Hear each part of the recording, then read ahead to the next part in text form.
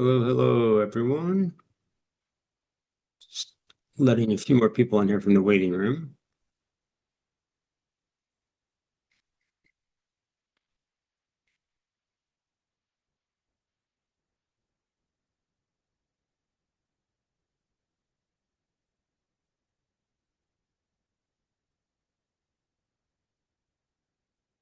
It is 5 after the hour, so let me get started. Welcome, everyone. Thank you for joining us today. My name is Greg Wood. I am co-founder and COO of the CFO Alliance. For those of you that are new to the CFO Alliance, we are a peer community built exclusively for finance leaders from emerging and middle market enterprises.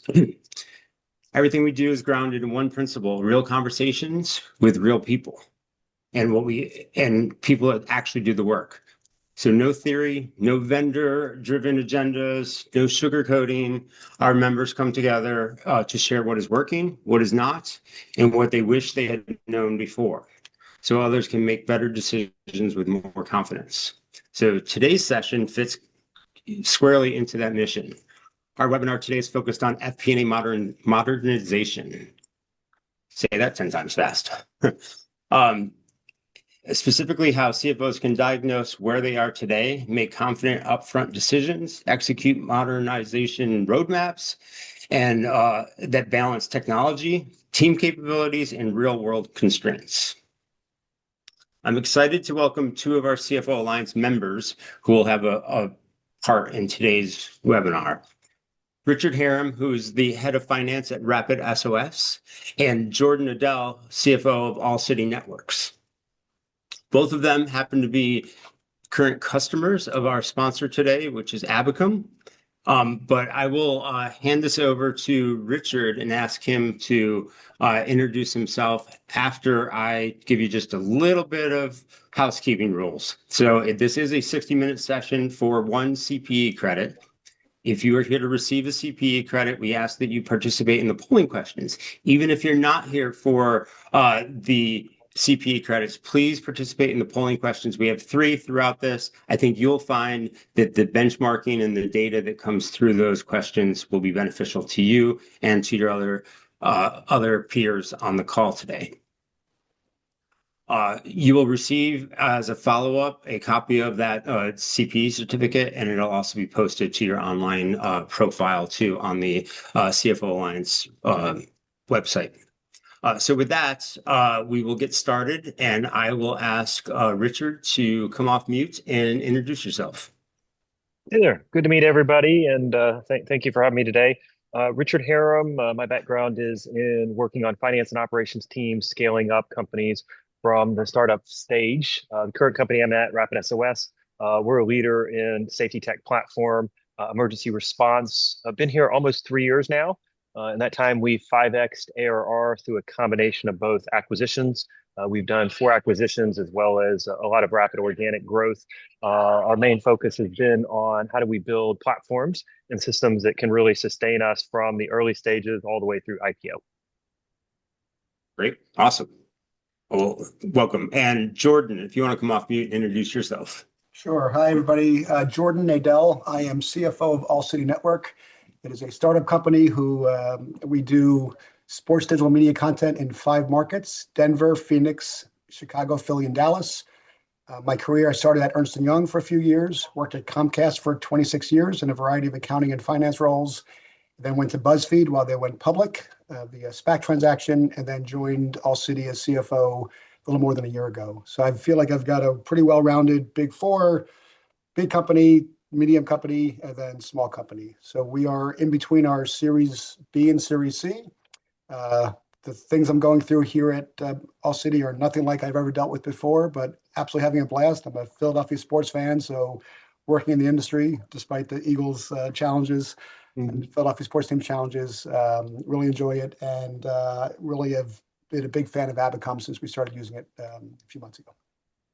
Thanks, Jordan. I just want to be clear. Yes, these guys are both customers of Abacum. Abacum is sponsoring this, but this is not to be a product demo. This is to be a real conversation back and forth as to how, not only how these guys use the tool, but what they're doing to modernize their FP&A process.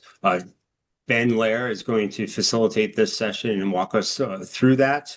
And I know he's got some questions. So Ben, I'll hand it over to you. I'll moderate the chat. So if anyone has any questions they want to put into the chat or have any conversations there, happy to monitor that. And we'll also be running some polling questions. So let's get going. All right. Thanks, Greg. Good to be here with everybody today. I'm Ben Lair. I'm the founder of First Water Finance. I lead a team of embedded finance partners that deploy into emerging and mid-market businesses. And we stand up, optimize, and sustain FP&A capabilities in the pursuit of better growth financing and transaction outcomes. First Water is a primary partner in the CFO Alliance. I work really closely with the leadership team, really to ensure that the community programming, the thought leadership, and the benchmarking that we do is not only relevant, but also directly ties to your action and execution in your businesses and, quite frankly, in your careers.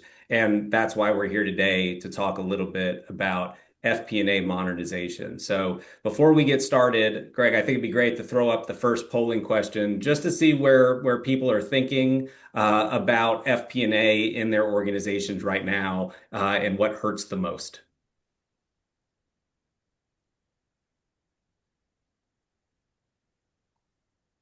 All right. You can see that, right? Yep. Okay. What is the biggest current FP&A pain points? Please pick one.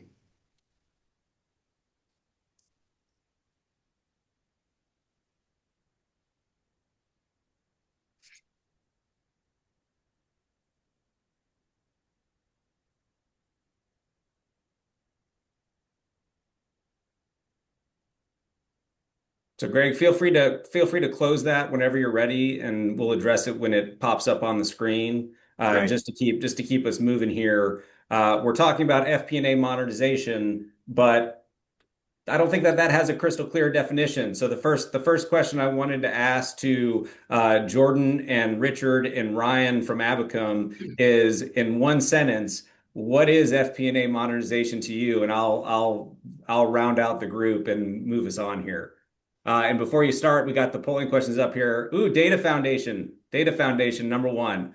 Not a surprise. Everybody thinking about AI, everybody thinking about how they're going to leverage technology, all starts from that foundation. That probably would have been our guess as the number one. And that's a pain point for a lot of people. So good thing about being in the community, you're not alone. And this is great because it helps us sort of focus in and tailor these dialogues specific to that. So Jordan, I'm going to start with you. One sentence on what is FP&A modernization, and for anybody else who wants to chime in, throw a sentence in the chat, and we'll log it all, and we'll share it afterwards. And so we'll get to if anything, we're going to get to a really good definition of what FP&A modernization is. Jordan? FP&A modernization to me is real-time push button reporting, not relying on Excel spreadsheets exclusively. Okay. Richard? For me, it's real-time, frictionless data insights that help inform our stakeholders in their strategic decision-making processes. Ryan, I bet you're going to agree. So what do you have to add to that? I agree. I think like enabling the CFO to be the chief business performance officer, right? So seeing everything in one place, which Jordan and Richard kind of just hit the nail on the head for a couple use cases there, right? Okay, well, I'm a framework thinker, so I think about it like a spectrum. So it's sort of the spectrum that you move upon when you're activating core capabilities, streamlining workflows, scaling processes, and ultimately having rapid adaptability to changes in the business. So I heard the word real time a couple times. But I just want everybody to know, if you're adding a capability in, or you're improving a process, you're modernizing. So I think that we don't want to get too far out into the gold medal of push button real time. If you're improving, you are modernizing. So we'll keep it positive on that front. And so one of the things that I wanted to start with is Jordan and Richard, you're both users of Abacum. You've deployed dedicated FP&A software into your business. And one of the things that we've been talking about within the community, and we've recently gotten a small group of members together to talk about forecasting improvement and the whole where do you start, what questions to ask. We're going to be publishing member resources into the community. So that's my plug on membership today. Fastest way to 100x ROI your membership in the CFO Alliance community is to get access to resources like that lead to meaningful improvements and push you along the way of modernization. And so I wanted to start with sort of stepping back. So before each of you made that decision, could you give us just a little overview of sort of what your FP&A function landscape looked like from a team and processes perspective, and sort of what was the big catalyst for you to then make the move towards assessing and then selecting FP&A software? Richard, let me start with you. Yeah, so it started when I first joined the company, and rapidly growing, 100+% a year. Kind of the end goal was how do we prepare for IPO? And we were a lot of spreadsheets. And through acquisitions, we didn't fully integrate the systems in. So in order to get to a single source of truth, you had to really go to 3 different systems, pull it all in one spreadsheet. And then also there was a lot of disjointedness around how we did hierarchies. So what were even the dimensions we want to report on and the hierarchies. And I think within each spreadsheet, whoever owned it, back then we had 2.5 people, they really knew their spreadsheets well for their part of business. But as soon as we consolidated them, it was nobody knew what the other person was doing. And so it was really, we have to bring this into one place where we're all managing from the same data structure, from the same common set of assumptions. And if I needed to pull a report, I shouldn't have to go to 3 or 4 different spreadsheets. And so the theory was, I think back in the day, we had finance people who really liked being heroes. They liked being the ones to solve the problem, that if somebody wants data, oh man, they're coming to me, I'm doing an awesome job, I'm really answering their questions. To how do we don't need heroes. We need people who can get in, see their own dashboards, the end users have access to all that. And it was really just apparent the multiple spreadsheets was not going to do it. Okay, thank you. What about you, Jordan? So our journey, I started again about a year ago. We use QuickBooks, we use Rippling for payroll, we have some other systems we use, and it was very disjointed, about where we pull the information from.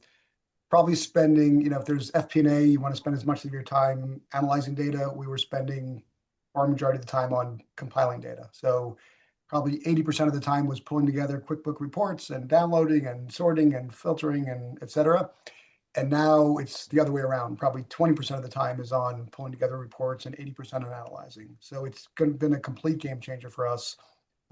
We pull in data from QuickBooks and Rippling and some audience data and other data. So it's now the single source of truth. We're pointing everybody into Abacum, and each week and each month we put more and more data in here, and we're kind of fully we're all in for 2026. We're kind of dabbling in third quarter, and then started to bring in QuickBooks, and then again each passing week and month we put in more data. So very happy with it, and it's really been a complete game changer in terms of where I'm able to spend my time and my team's time. Hey, Ben, there was a couple people in the chat that defined their FP&A modernization as software consolidation. I think I heard it from both Jordan and Richard about the integration piece. So I would ask them before we get started as to how important was it to select a tool that integrated with your current ERP system? For me, it was a non-starter. If you didn't connect with the ERP system, I kind of view that as a small data warehouse for us. We didn't want to integrate in with Databricks. That's a very expensive proposition, and also you have to have a different skill set on there. And so knowing that, for us, it was NetSuite was where we were housing all of our data. It was a non-starter if you didn't have it. Right. Same here. I mean, it was a must-have. And we're a team of 3 in our company. So my controller was doing some research on several tools, and again, being able to connect was absolutely a must-have. And then when I heard the endorsement that CFO was a big fan of Abacum, that was kind of the icing on the cake. So very, very pleased with our choice. So thanks, Jordan. You both mentioned systems. There were some other comments about software and consolidation. Greg, I think it'd be great to run the second polling question now, just to get a snapshot of how everybody here what their FP&A tech stack looks like. So this is one, select all that apply in terms of what you're using in your organizations currently.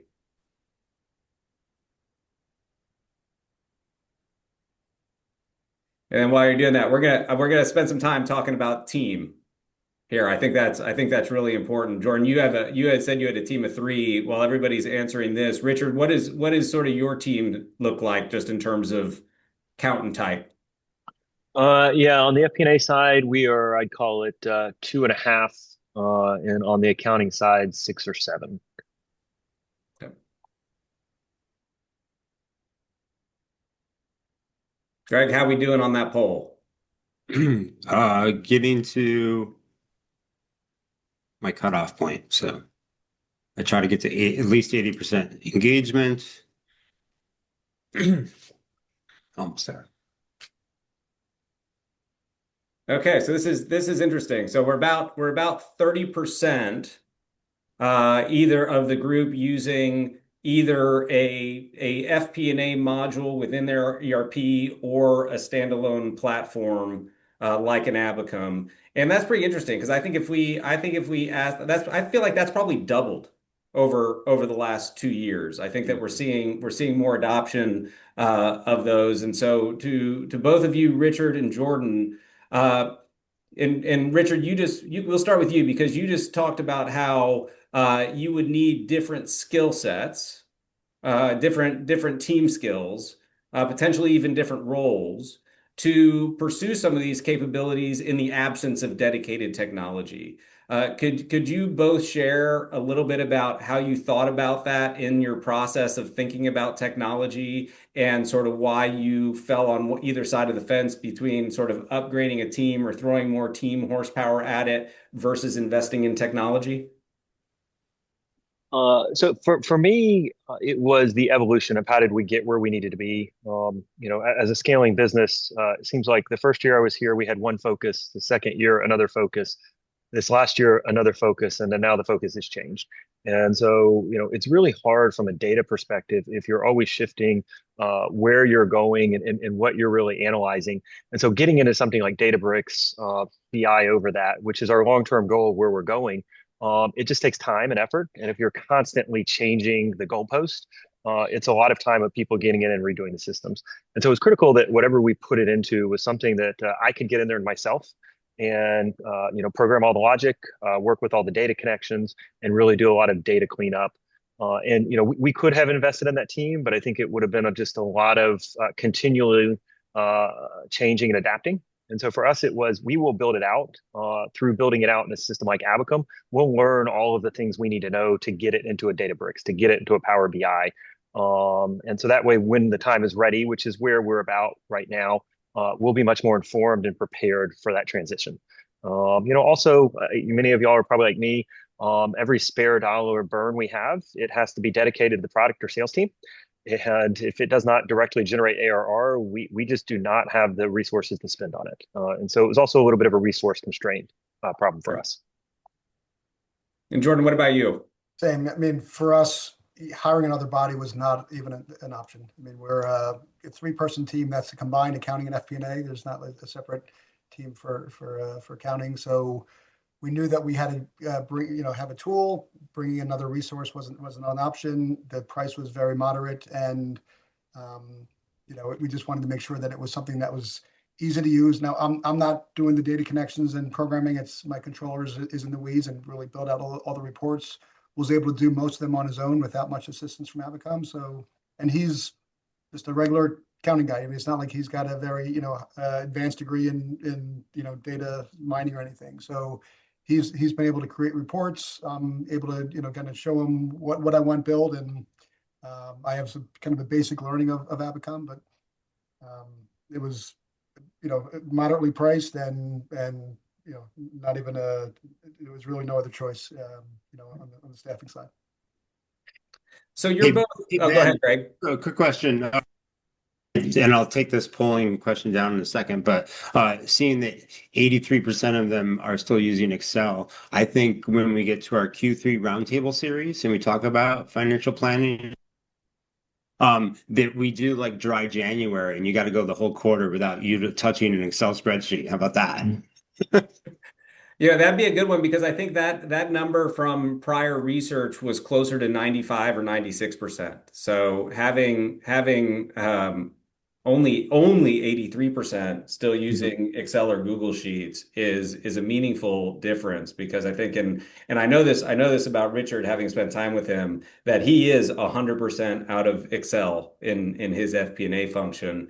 And we'll ask Ryan later a little bit about that interplay about most organizations are kind of working them side by side, that they're not trying to kind of kick Excel out of the party, but they need all these things to be able to function together and in harmony so that when you're looking at one thing here versus over here in Excel, that everybody's looking at the same numbers and you have that discipline around the source of truth and all those sorts of things. So there are pathways out of Excel, but what we found is that very few organizations are trying to completely remove it from all things FP&A, given that it's still a highly flexible canvas and kind of the language of FP&A for so many people. And Ben, let me just jump in real quick. Unfortunately, I've had to go back on my no Excel, and it comes not from our core business. It comes from as we've acquired companies. It is a significant process getting them on. So I'm still trying to get back to that point, but we did have to revert a little bit after acquiring. Okay, you didn't have to share that. We appreciate the transparency and we appreciate the transparency and honesty. I've had you up on a pedestal there, Right. We could have left you with the gold star. in terms of being able to bring it all into one place. And I did hear that Zuckerberg at Meta did kick Excel out of Meta. For all things in the different comments from the finance team there, but there are people out there, some of which are much smarter than us, that think that there is ways to go there. So I appreciate the honesty, Richard. But it's usually, at least then, it's the result of good things like acquisitions that are hopefully great for the business, and over time you'll be able to kind of get it integrated even further. So I wanted for both of you, like you're both more than a year out, like you've been in the platform. I wanted you to sort of give us a reality check on sort of thinking back to what you thought it was going to be, what was more difficult, what did you get or not get that you expected? Could you each share with us sort of one experience, sort of looking back to the decision process that you went through before investing in technology, and something more than a year later that was just different than what you expected? I can start. So for us, it's not been a year. It's only been 3 months, Okay. 3 or 4 months since we started. And I was in a crawl, walk, run mindset, which is let's just do QuickBooks first, and then let's get our headcount data from Rippling, and then other data. And so I was planning on doing the budget mostly in Excel and kind of Abacom kind of on the sidelines. It was the other way around. It was really Abacom was in the forefront. Excel was kind of on the sidelines, kind of as a sanity check, make sure nothing, went haywire. But it's been better than I expected, easier to use. Our CEO, who's pretty hands-on, is in Abacom regularly. Our salespeople, so it's been easy for everybody. And again, I'm very happy with the decision, and we'll be continuing. We're well beyond a crawl, and we're in between a run and a sprint, a walk and a sprint. Great. Richard, what about you? I think the biggest thing for me is how quickly the technology, the back end's changing. I'll just give a quick aside. After we signed up for Abacom, we actually we almost fired them. And as we were going through the implementation phase, there were just some things that we needed the software to do, and their software couldn't natively do it. But after having a conversation with them, they said, "Give us a month, let us fix it. If not, we'll let you out of your contract then." But one of the things I really appreciate about them is they really did focus on our technology needs to evolve, our platform needs to evolve. Sure enough, a month later, they had fixed it all. And so I don't think when we were first going through the process, we really focused on vetting the different platforms on how quickly they're evolving. to make sure that we can keep up with the most modern day types of things. So how many different APIs do you have available to pull in different data sources? And so we missed that, but luckily we did it up with Abacum where they were advancing in that. But it's something now with all of our platforms, we do vet out much more closely. Yeah, so that's interesting. So Abacum, like a lot of these platforms, can have its own language inside of it. How you set up measures, how you build reporting, and things like that. And Richard, you said that you had done some of that work with during your implementation. Jordan, you said your controller had spent some time there. In terms of thinking through adoption and change management and just the path of making kind of optimal use of these sort of tools, could you share a little bit about how you thought about the team upskilling and the training required in order to actually make use of these tools so that they didn't just sit there on the shelf gathering dust? Start with it. Sorry, I should have prompted one of you. Jordan, go ahead. I mean, fortunately, my controller was pretty hands-on and really was passionate about launching. He had done research on other tools, and he was pretty dead set on making this work. And so he learned much of it on his own. I think when as part of the when you sign up for this software for the system, you can get some training. We actually didn't need too much. He was able to figure out much of it on his own. So it's pretty user friendly. I mean, you do need some sort of a general knowledge of data and tables and dimensions and whatnot. But it's not rocket science. I've learned some of the basics, and just in lack of time, I'm sure I'll be able to create some reports on my own. But I've been able to modify some things and do some of the basic stuff. So it's very user friendly, and we make sure that our users are CEO and salespeople, it's not a good use of their time, generally speaking, for them to be building their own reports. They kind of give us guidance, but there are one or two that are pretty hands-on that will probably kind of hand over the keys so that they can create some of their own reports. But for the most part, it's going to run out of our three-person finance team. Well, that's awesome if you've got people outside of finance that are building things inside of the platform. Richard, what about you? Yeah, I mean, for us, I think there's two components. So number one, there's the back end model. Abacum was at a different place, 2.5 years ago when we really started to integrate with them. Back then it was a little more complex. Luckily, they did have a team who onboarded us. One of the things that we said is we have to build it in Excel before we can build it in Abacum. And really what that was let's make sure we get the logic right. Let's make sure all the data is flowing through. And they were really good at helping us take those Excel examples and actually build them out in the platform. So I wasn't doing much building when we first went onto the platform, but since then, all of the new improvements they've had, especially making a lot of the more complex formulas simple for us. Also, we have a better understanding of the structure where sometimes you can do a simple formula in Excel. You may have to do 2 or 3 steps in Abacum. And so on the back end, it's really only us building. They set us up with a good kind of foundation, and then now we know how to copy different variables and pull them in.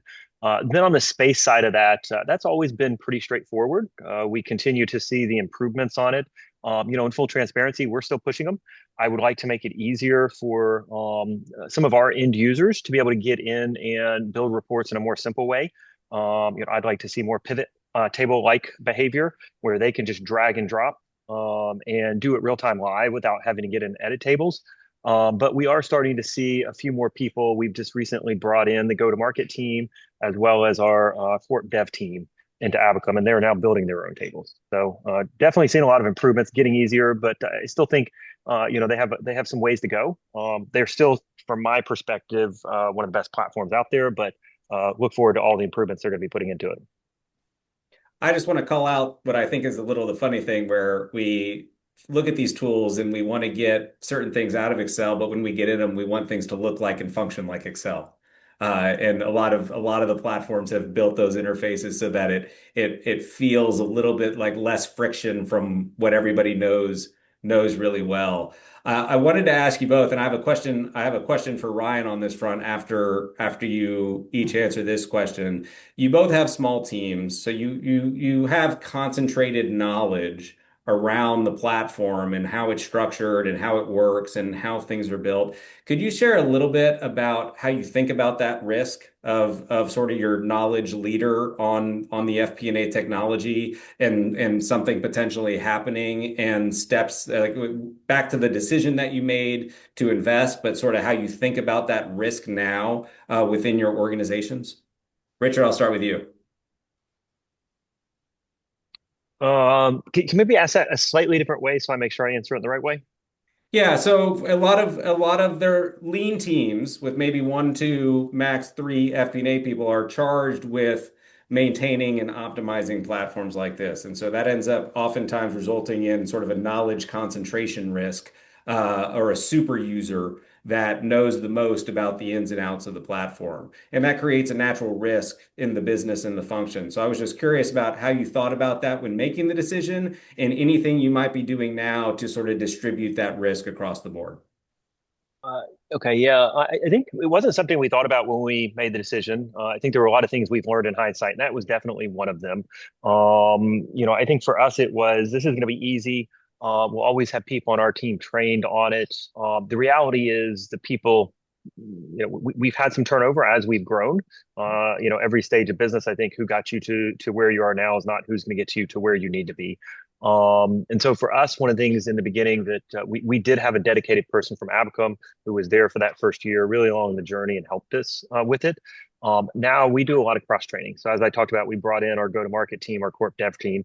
We probably have 7 or 8 analysts now who are trained in the system. So if somebody goes on vacation, if somebody does, churn off our team, we have other people who are prepared to do that. 2 years ago, it was not that way. And everything really popped down to essentially me to do it because the person who did integrate for us did actually leave, got a great promotion, another company. He had to take it. It was something he couldn't refuse, and it set us back a lot. And so I think it's something we have to think about now is how do we do the cross training? So Jordan, I want you to weigh in on that as well, but I'm going to add an additional question to you is that if you did have turnover on your team related to sort of the users of Abacum, would you change what you recruit for and sort of skills that you look for in new team additions that would give you the confidence that somebody would be adaptable and be able to sort of get up to speed very quickly?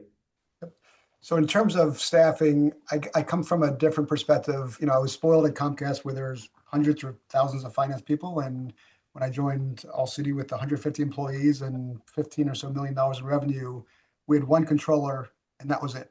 There's nobody else. We didn't have HR, legal, IT, office manager. So I was like, what happens if he gets hit by a car? Who's going to run payroll? Who's going to do billing? So now that it's a team of 3, myself, a controller and accounting manager, I feel like it's a luxury. I do feel like so the accounting manager is not as familiar with Abacum as our controller, but he is familiar, as am I to some degree. So do I worry? I mean, my peace of mind is much better now than it was a year ago when I saw that it was a one-person shop doing everybody and doing everything. So having 3 of us and then having some of our operations people getting familiar with it and wanting to build a report, that's certainly comforting. And knowing that Abacum is there if we have, if we're in a bind or if the controller leaves unexpectedly, we would get through. In terms of if we bring in more people, which I would love to, but probably don't have the funds for it. Yes, I would definitely want to bring in somebody who's not just a debits and credits person, but somebody who is familiar with systems. Our business is relatively straightforward, so I don't need somebody who's a whiz in in technical accounting. It's more about strong FP&A skills is what we're looking for, and somebody who knows how to use systems, whether it be Avacom or similar tools. I would definitely look for somebody with that skill set. Well, thank you. I mean, Ryan, I want to make sure we take advantage of having you here, not just from the perspective of Abacum, but as a proxy for all FP&A software. It would be awesome. We'd love to know how you guys are thinking about supporting adoption and sort of diffusing that knowledge risk across businesses, and sort of what's changed, I think, in the last couple of years, as particularly Abacum has changed significantly with your growth. And I'm just curious sort of how you guys have thought about it in the product, and how you think about it in supporting your customers to sort of diffuse that risk within the organizations. Yeah, for sure. And I've been in SaaS for I don't know, like 20 years, and almost half of that's been in FP&A software. So I've seen a lot of different solutions. And one of the reasons I came here is because I think there's definitely a move to more of a modern kind of AI native tech for FP&A, and it makes it easier for people to pick it up when it looks modern, it's easier to use, it's collaborative, you can comment, it integrates seamlessly with other systems. Also, it's the one main point earlier was just connecting to data. I saw a comment in the channel too, hey, we still got to kind of massage the data to make sure it's accurate or good before you pull it into a system. I think having a system set up should have an ETL layer inside of it. So when you're bringing all the data in, you just want it to flow in. It shouldn't be a black box. And modern solutions should have an actual space, an ETL layer where you have the ability to quickly transform the data, standardize the dimensions across all your different data sets, as well as have a layer of AI on top of that to always be cleaning your data for you and making sure that you don't have 10 different Microsofts showing up with different spellings, right? And you name it, all the different challenges you have with data.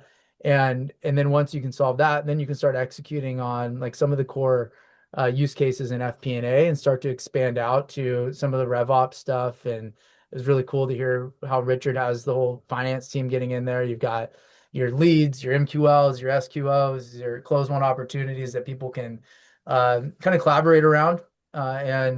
And so I think that's the expectation that people can have, and what can help drive better adoption is making sure that the data is in there, it's clean and it's accurate, and it should be easy to get it there. And then you have a system that creates something that non-finance users are not going to get scared of, and they feel like they can interact with. And you can control, like in the beginning, like making it really simple for me to come in and use it, right? And just input the information you want, and maybe I can expand off of there and be one of Richard's power users that gets to create my own reports at some point, right? Yeah, that makes total sense. I wanted to spend a couple minutes talking with you, Jordan and Richard, about how you think about future flexibility and optionality when you have a platform like this in place. And Richard, I don't know if the acquisitions that you've done since bringing Abacum in were part of the known roadmap, or if those were opportunistic things that come up. But you clearly had to change workflows and even bring in some Excel in order to work with those. How do you think about future changes to the business, whether that's data, technology, acquisitions, transaction readiness, whatever the case may be, when you have a platform like this and you don't necessarily know every possible permutation of how the platform is going to apply? And so how do you think about that? And quite frankly, what do you do about that, knowing that change is coming in some shape or form down the road? Yeah, I wish we could predict M&A. It's always opportunistic, and it's always more than we project for. I think for us, it's getting that architecture in the background. And so what we've now moved to is essentially, we're in a SaaS company, so it's easier to do this.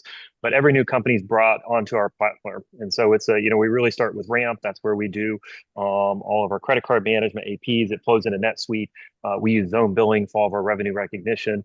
We try to get them in Salesforce CPQ, Revenue Cloud, so that we get them around that consistent data. And so really what we've tried to do is, instead of fitting the system to each new company we get, it's saying each new company is going to have to adopt our platform. And so what we have is that initial phase where we have to clean their data. We have to, bring it in. We try to bring in 3 years of historicals from before we bought them. And so that's where the Excel comes in. How do you massage it? A lot of times these are companies that may not even be using GAAP, but we're having to do some of those conversions for them. But we do have the flexibility to adapt to their system, but really we've said we're not going to adapt our technology to yours. We're going to fit you into ours. And it makes it really easy to do. Somebody asked in the side chat about how do you do as your company evolves? They think about data in a different way. That's one of the things I really like about Abacum is you have your different dimensions. And so you have a level 1, level 2, you can roll it up in different ways. And so as it changes, you can just add those different levels on. So that's really helped us with our M&A. We can continue to produce reporting for them in their native way they like to see it. But then we just map that to the same dimensions that we use for our reporting.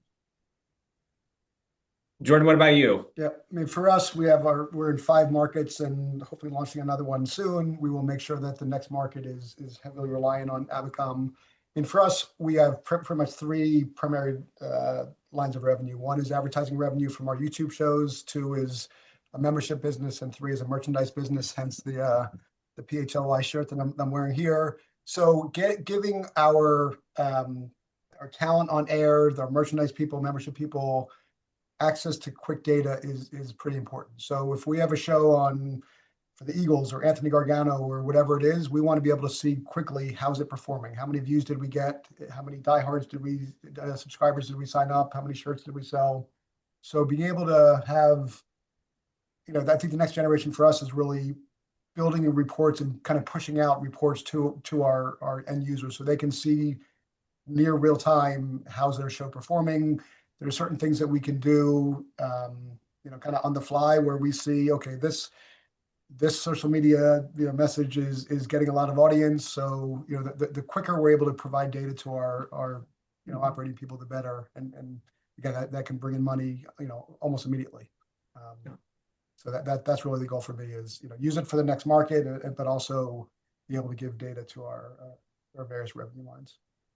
Well, let me ask you one follow-up question to that. I think with one of the myths around FP&A technology is that it can somehow free organizations from the need to be able to develop their own processes and workflows that support around this, such as what Richard was talking about needing to do things outside. I'm very curious, Jordan, have you seen any changes through this process of the training or capabilities that your team needs to optimize the platform in the future or to push other things alongside it as something comes in like an acquisition that either because they have their own sort of weird thing and it can't just seamlessly integrate, or in Richard's case, they decide not to sort of port it in that way. Have you seen or made any changes in terms of the skills that you need on your team while working with a platform like Abacum? I mean, as of right now, we're not in acquisition mode. I mean, fast forward a year or two, who knows? But for me, it's convincing the people in operations that Abacum is really a great tool. So we get YouTube audience data that people pull down from YouTube, they put into Google Sheets file. It's this massive file, and we're now getting that data put into Abacum. So everybody is comfortable, including myself, with the way I've been doing it. So Excel or Google Sheets, that was the way we did it. But when we say we can get that data put into Abacum and we can sort and filter this data however you want and do it much quicker and without manual intervention, without the error prone fat fingering an extra zero or something. So it's really, we've made some great progress over the last month or two showing the value of Abacum. So thus far, kind of everybody's on board. The people who get the audience data, the merchandise people, the membership data, as we show them what we're able to do, and we can slice and dice data by team, by league, by market, by whatever it is, they see the value pretty quickly. So it's now trying to import that data and really figure out a way to give them push button reporting. Hey, Ben, with 10 minutes left, we produced a report, Project Greenlight, at the end of the year, which talked about how companies are just sometimes paralyzed with, in this case, inaccurate data or data that's just not clean enough to put into a system and stuff like that. What are some good ways to go about in tackling that, and which may look like boiling the ocean to kind of get the data in a central source of truth, or however we want to get it into a state of usability for a system like this or any system? Sure. I'm gonna go back to Richard on this team question, but I think I can answer that one, Greg, which is everybody needs a box. There has to be, if you're going to have a central place, you have to have a box.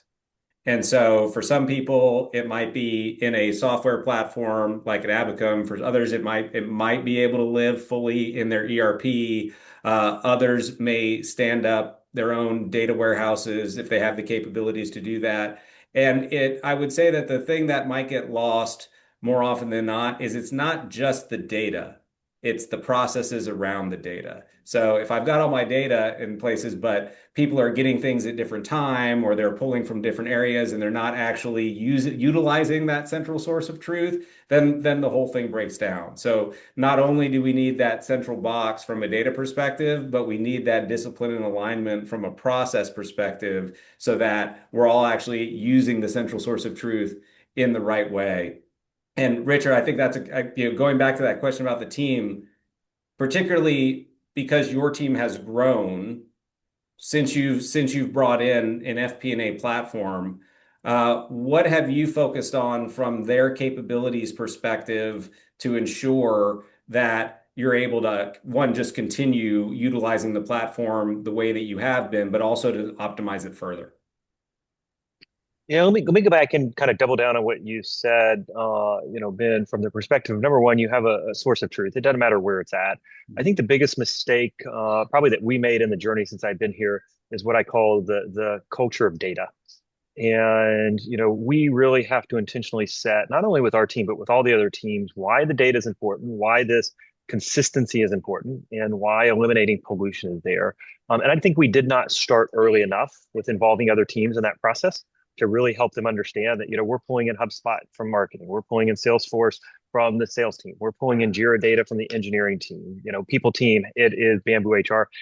We did not help them understand why, the vision of where it was all going. But I think now here we are, almost 3 years later, I think they get it. And now we have a cross-functional team that meets on a regular basis to discuss all this. But I definitely think everything you talked about, I'm seconding that.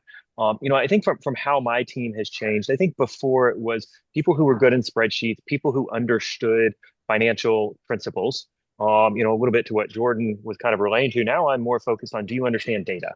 Do you understand how to use data, how to quickly arrive at insights, how to get in and move with speed? I think the old FP&A person was, I have my monthly process at the first of the month, I close it out, I report for ARR, then by the second week I report that. I don't have to repeat that again until next month. That does not cut it anymore. You have to have speed, and you have to have clarity for the people when you report it. So a lot more of that data, almost data scientists that we're looking for, and less of traditional accounting finance people. Yeah, it's interesting because it seems a lot of the world is very focused on real time when it comes to data and insights, but that also fails to recognize that the bulk of what FP&A has to produce is not based on real time data, right? We need to make sure that the numbers in our monthly reporting package equal what went into the board deck, equals what the CEO is looking at in his Power BI dashboard. So we've kind of used this term controlled time and sort of managing the discipline around the snapshotting of data to make sure it's aligned and that everybody comes off that. And that's a whole discipline in and of itself in terms of how you integrate systems, and how and when analysis and work is actually done. And technology by itself doesn't just solve for that. But maybe it does, because I'm about to ask Ryan about the future here. But before I get there, Greg, why don't we pull up the final poll question and just get a snapshot of sort of how everybody on the call on the webinar is thinking about FP&A technology in their future here. And just to be clear, this is not for us to come back and sell you. This is actually, and how we operate with all of our benchmarking data is for you to understand where your peers are at. So you can either feel validated or challenged into some of your decision making. So while we're getting that one done, Greg, because I know we're coming up close to the top of the hour here, I'm about to ask Ryan about sort of where all that venture capital money is going in terms of the product roadmap and all the cool things that they're doing besides making memes and spending marketing dollars. But before that, Jordan, Richard, I'm gonna put you on the spot with Ryan here. Is that can you tell us one thing in the platform that you want to see it be able to do more of in the future? Because I'm sure that's not just an Abacum question, but it's just a general FP&A software question. I'm not sure offhand what mobile usage there is. When we log in, it's all from my laptop. So it could be that there's services available that we're not using. But again, since we're so data heavy and looking for real time information, it would be great to have some reports that are easy to access from a mobile phone. Richard, what about you? I'll address the poll here in a minute. Yeah, I'll share one or two. One of the things I love about them is we often talk with the product team and we're very vocal about what we want to see. I think that the biggest changes we're pushing on that I'm excited to see is a lot of the visualization. We're finding that a lot of the ways currently it's showed doesn't work for some users in the team. And so how do we show better graphing, more dynamic tables, and really getting to more of that, weekly data versus monthly data. Yeah. Yeah, so that's good. So get ready, Ryan, because I'm teeing you up here, and it's either a layup or I'm going to get hit through the screen. So we'll see. We'll see on your answer. But this poll is super interesting because this shows 54% of you think that it's at least important, if not critical. And I think 2 years ago that number was less than 20%. So there's clearly been a meaningful shift over the last couple of years in terms of the role that organizations see this as part of their FP&A roadmap. So that's a big data point, Ryan. So now tell us what is happening, what is changing, what do people have to look forward to in not only Abacum but these sort of products. We can talk a little bit about AI, but don't make it all AI, and then we'll tie things off. Yeah, so I have the luxury of obviously working with awesome partners like the CFO Alliance, but also with a ton of I'd say consulting firms that have implemented systems for decades and chosen Abacum as their kind of next gen platform. So I hear product feedback all the time, and some of the key things are aligned with what Richard was talking about, making just some of the functionality, just the way the tables work for certain people in the organization easier that are inputting budgets so they can see their actuals while they're putting their budget in. And the team we're a product first company and we're always looking for that feedback. And I think that's what I love about our product team. There's no ego. They just want to make things better and get the information and try to make it as better as fast as possible. So just improving the usability, which I already think that we have one of the best usabilities, but continuing to improve that based off of feedback, and then adding in, just the investment on top of like with AI, because there's a lot more that can be done. We already have probably the most capabilities in the market, but AI is rapidly changing, and how can we continue to leverage that to do more? We just released this really cool feature that will be highlighted next week in a release too, that makes scenario planning extremely rapid too. And so very innovative from an AI perspective, and then always thinking about how to make it better for users to leverage the platform and collaborate internally across the organization. All right. Well, Jordan, Richard, we got 2 minutes. So I want one piece of wisdom for anybody who's sort of on this track, and it could be something you didn't know that you now know, or something that was super critical to the success of the deployment that you've been able to execute on. So give us one tidbit before we head off here. Don't have analysis paralysis. Just do it. You're not going to be able to figure out everything, but it's worth the risk. And we didn't look back, so you can't plan for everything, but just take the plunge and do it. Richard, what about you? I'll add to that. Once you make the plunge, actually take time to architect the system and get it right up front, because it's often hard to change it down the road. Yeah, very good. Well, I'll close this out here since we've got 1 minute left. Thank you. Thank you, Ben, for facilitating this. Thank you, Jordan, Richard, Abacum. Thank you. Abacum is one of our partners. We have very few partners in the CFO Alliance. If you want to check any of them out, they are on our partner page on the website. There are 7, 8 partners in total. All of our partners, we have actually negotiated preferred pricing and a service team that's going to service you better too. So contact me, contact Sam Lambui. If you guys want an introduction, we're happy to make those introductions. We hope to see you soon at our upcoming roundtable forums, our in-person roundtables. They are all posted for the entire year out on our website under the events page. Please register early so we can plan on you being there. And if you have any questions, please get back to us. But we're going to tackle things like this as peers together and answer those questions. So I thank you all for coming today. Have a great, wonderful rest of your day. Thanks, everybody. Thanks, everyone. Enjoy your day.